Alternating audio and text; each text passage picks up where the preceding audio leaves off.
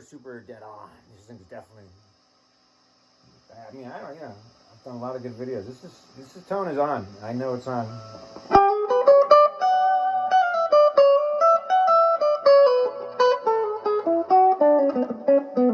Because it's super fun to play, and there's no like, oh shit, just missing this little bit of that.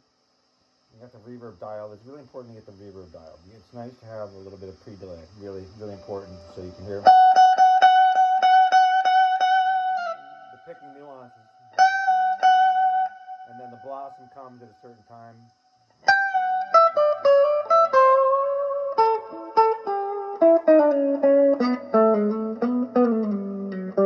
All those little string nuances. So a reverb, standard reverb on a Fender would definitely be muddling up a lot of that. So pre-delay you can set so it's separated and blossoming, after the note perfectly. Not getting in the way of anything and not lingering too long. But when you're building, you want it to kind of linger and build. So it's doing some work along with you. It's just really, really nice.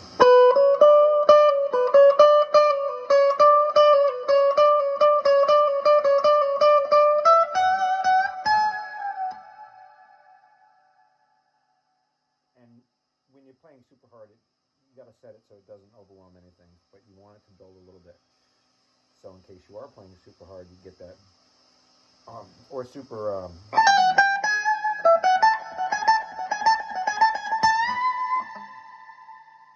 super kind of effectual, Delay does the same thing, it actually helps everything you do kind of sound super pro. So if you want to sound super incredible, you kind of have to have effects like this set right. Otherwise, you're just going to sound average. No matter how good your guitar tone is, your delay and reverb has to be set properly for pro.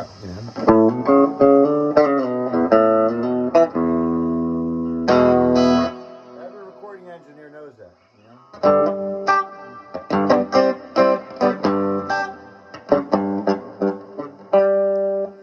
Pickup height is down a little more than usual, so I can really play without the strings kind of biting off your ears. Mike Tyson or Vander Holyfield.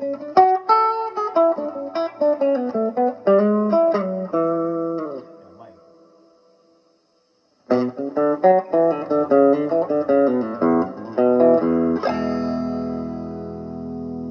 Let's go through one more song here.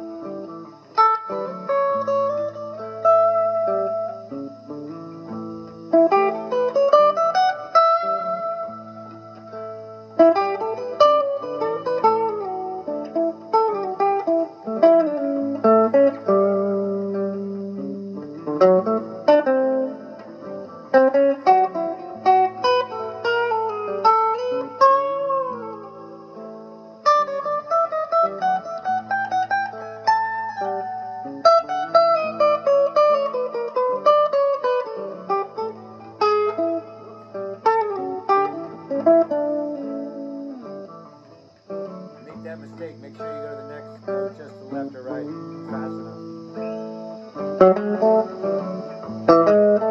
Oh. Alright, let's try and recover that again. Right?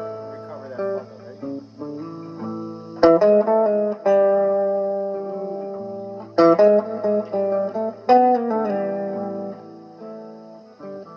If the customer didn't get it the first time, you gotta re-emphasize it, right?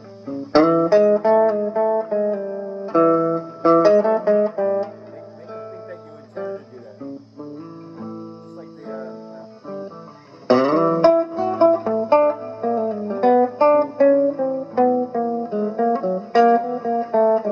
sometimes you want to just get completely lost. It's okay. We've all done it.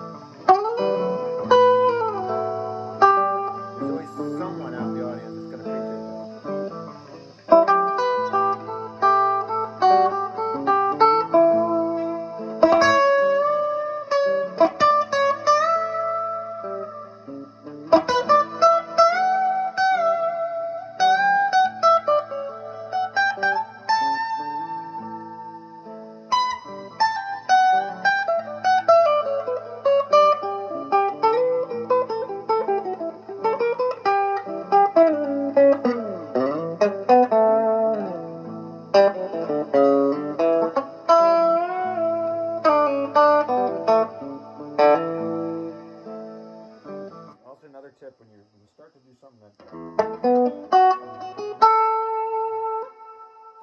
like a statement, like you intended. Find a note nearby that can help you out. It's like, you know. It's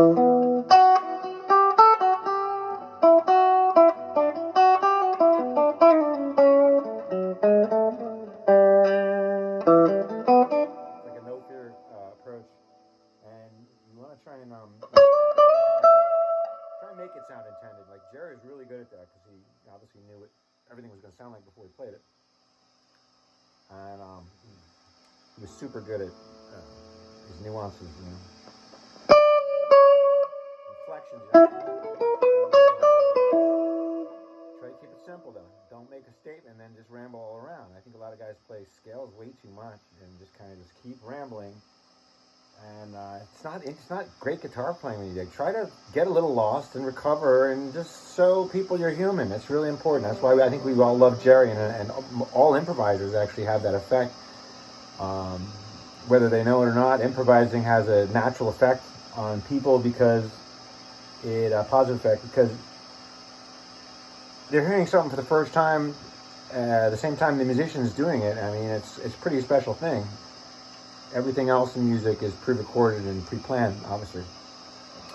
So it's a special experience, you know, the live improv. All right, there's a bad note. I'm trying to hit some bad notes from cover just to show you what I can do here, or what anybody can do. All right, that does not sound good, so especially not for that.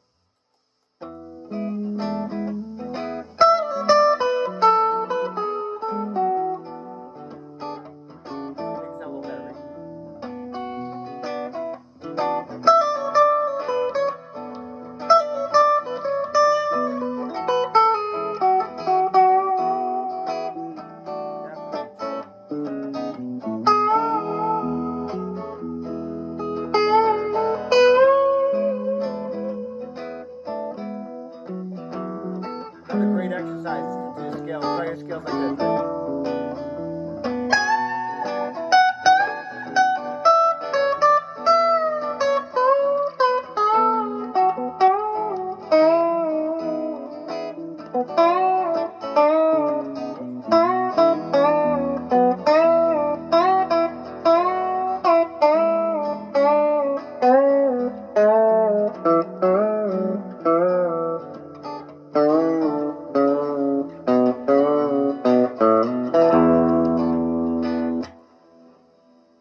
This finger can bend so much more and so much more effectual than you'd ever think. It's hard to do though. Very important to have all of that pad super used to doing some strenuous string. You know, it's damaging to your finger if you don't have this ready to go and all parts of that finger. So a lot of people can't bend like that because they don't have the strength, first of all, and they don't have get your thumb in a certain spot. That's a hard bend right there, 12th fret. And it hurts like hell, that's the thing. It leaves a big dent in your finger. But just to do it, it's so good for that thing to just, you know, it's like building a muscle. You want to damage the muscle and let it repair, and then get it to not hurt as much next time. And keep doing stuff like that. Don't let your fingers go to shit. I go in a hot tub a lot, and I notice if I go in too much or stay in too long, I have to do special extra work on the fingers. So conditioning those finger pads is really important. Sometimes I'll rub them on like brick or concrete when I'm just hanging around, just to get it scruffed up, you know. Like when I was painting or doing construction work, you gotta have your fingers in shape, otherwise you do some damage. So it's the same thing with the guitar if you want to get pretty physical with the instrument. Same thing with this finger. You're strumming, sometimes you miss and the top of the finger hits. It does a lot of damage or pain or bleeding sometimes.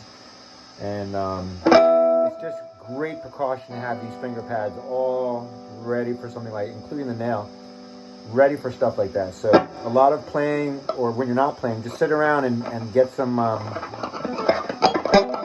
movement on those finger pads. All right, let's do one more song. I've been a lot of talking, so let's just do one more, just for the hell of it, right? Let's see, I don't know, whatever I show up on here.